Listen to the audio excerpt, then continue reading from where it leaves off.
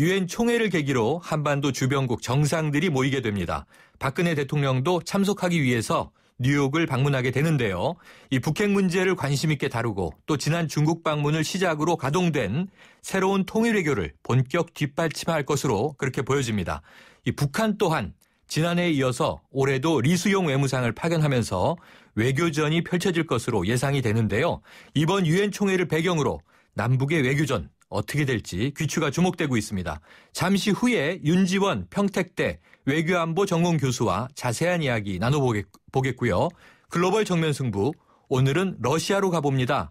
이 푸틴 대통령이 시리아에 군사적 지원을 하겠다는 입장을 밝혔는데요.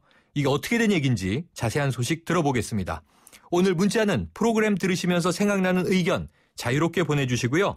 문자 서비스 샵 0945로 보내주세요. 짧은 문자 50원, 긴 문자 100원에 정보 이용료가 있습니다. 자, 정면 인터뷰 바로 시작합니다. 윤지원 평택대 외교안보 전공교수 전화 연결돼 있습니다. 교수님 안녕하세요.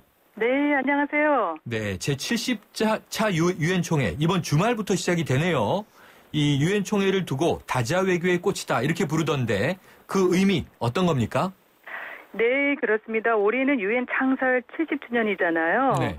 네, 70차 유엔 총회는 15일 개막을 시작으로요. 10월 5일까지 뉴욕에서 개최가 됩니다. 네.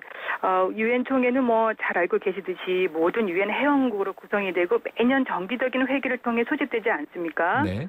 예, 그런 만큼 다자 외교의 꽃이라고 불리고 있는데 이를 통해서 우리나라의 국익 창출 그리고 역할에 대해서 다시 한번 생각해 볼 수 있는 중요한 자리입니다. 그래서 네. 의미가 크다고 할 수 있겠죠. 네. 예, 특히 박근혜 대통령이 유엔을 찾는 것은 지난해에 이어서 이번이 두 번째이고요. 네. 예, 70차 유엔 총회 이제 참석을 위해서 25일 또 출국해서 28일까지 뉴욕을 방문할 예정입니다. 네. 예, 이제 인류 평화와 발전을 위해서 만들어진 유엔. 정말 그야말로 명실상부한 국제 다자기구 아니겠습니까? 네. 이런 다자 외교 무대에서 박근혜 대통령의 역할이 정말 관심을 모으고 있지 않습니까? 네, 지금 교수님 말씀 주신 대로요. 박근혜 대통령 유엔 총회 기조연설이 28일로 예정이 돼 있네요. 네, 어떤 그렇습니다. 내용의 연설 예상하세요? 우선 그 유엔 총회 기조 연설 내용도 중요하겠지만 네. 그 연설 순서도 눈여겨볼 만합니다. 네, 이번에 그 총회 첫째 날이 이제 28일인데 첫째 날 일단 이제 기조 연설을 하시게 될 것이고요. 예. 그리고 지금 제가 검토해본 자료에 의하면 7번째 순서가 정해져 있습니다. 네, 좀 상당히 일찍 순서를 배정받은 셈입니다. 네. 예, 여러 가지 이제 의전 서열이나 남녀 성별 등을 이제 고려해서 이렇게 결정이 됐습니다. 그런 점도 우리가 좀 관심을 가져볼 필요가 있겠고요. 네. 기조 연설은 유엔 창설 70주년인 만큼 우리나라에게 주는 의미가 큽니다. 그리고 지난해에도 박 대통령은 이미 그 기조 연설을 통해서 북한의 핵을 포기하고 또 경제 발전을 위한 전략적인 선택 이런 것을 촉구한 바가 있기 때문에 이번 총회 기조 연설에서도 역시 한반도 문제에 관심이 높기 때문에 이런 유사한 그런 기조 연설이 이어질 것 같습니다. 특히 다음 달 10일 노동당 창건 70주년을 북한이 앞두고 있지 않습니까? 그렇죠. 그리고 최근 들어서 핵이나 또 미사일 도발 위협을 이미 북한이 강조하고 있지 않습니까? 그렇죠. 그런 상황에 대해서 어떤 식으로든 아니면 뭐 국제사회에 국제 제재를 촉구하거나 물론 아직 공식적으로 북한이 4차 핵실험이라든가 장거리 로켓 발사를 공식화하지는 않았습니다만 네, 그런 북한의 어떤 변화된 상황을 고려하면서 북핵 불능 그리고 핵과 미사일 문제에 대해서는 우리의 원칙적인 입장을 재확인하는 그런 기조 연설 내용이 포함되지 않을까 싶고요.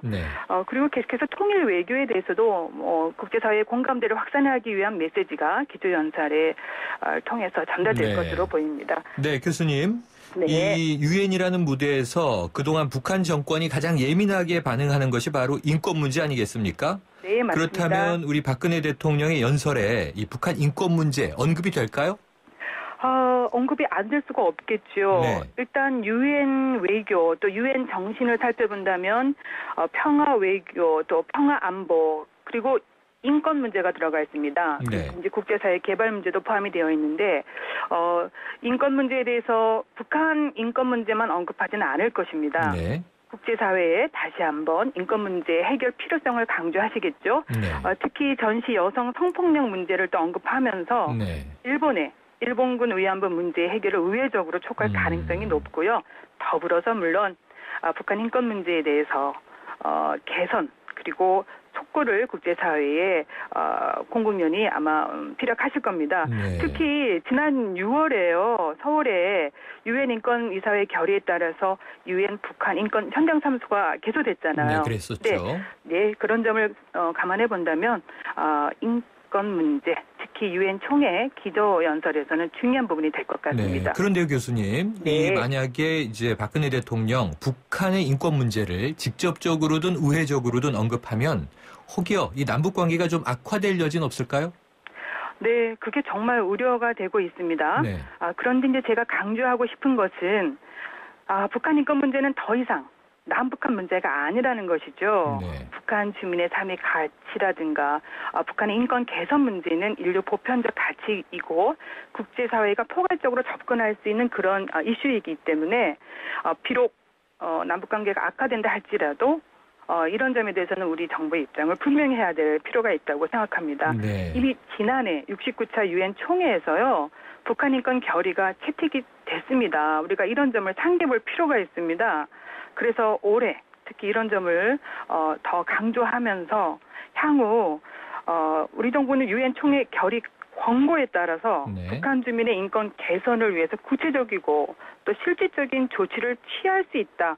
이런 입장도 보여주는 것이 저는 필요하다고 봅니다. 네, 자 한편 이 북한의 관영 매체인 조선중앙통신이요, 이 리수영 북한 외무상이 유엔 총회 참석을 위해 어제 평양에서 출발했다 이런 보도를 내놨네요. 네. 그런데 2년 연속 외무상을 유엔 총회에 파견한 것이 매우 이례적이라는 평가 때문에 예. 주목받고 있는데요. 북한은 어떤 의도 갖고 있는 겁니까?